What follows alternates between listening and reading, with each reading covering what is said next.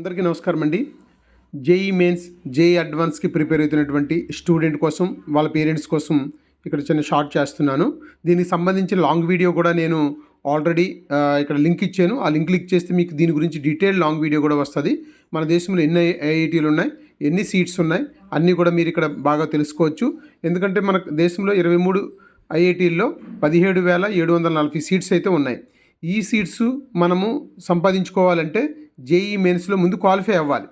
JEE మెయిన్స్లో qualify అవ్వకుండా JEE advance రాయలేము. JEE అడ్వాన్స్లో మనం రాయకుండా ఈ యొక్క ఐఐటీలో జాయిన్ కాలేము. ఈ విషయాన్ని మీరు అందరూ దృష్టిలో పెట్టుకోవాలి. కాబట్టి ఐఐటీస్ వేరు, ఎన్ఐటీస్ వేరు, త్రిబుల్ ఐటీస్ వేరు. కాబట్టి ఐఐటీస్కి మీరు జేఈ అడ్వాన్స్ రాయాలి.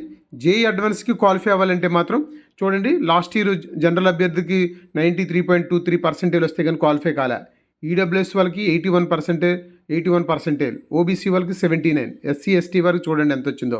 కాబట్టి ఇది క్వాలిఫైడ్ మార్క్స్, క్వాలిఫైడ్ పర్సంటేజ్. ఇంత పర్సంటేజ్ మీరు జేఈ మెయిన్స్లో వస్తేనే ఐఐటీ అడ్వాన్స్కి క్వాలిఫై అవుతారు. అందరూ లైక్ చేయండి.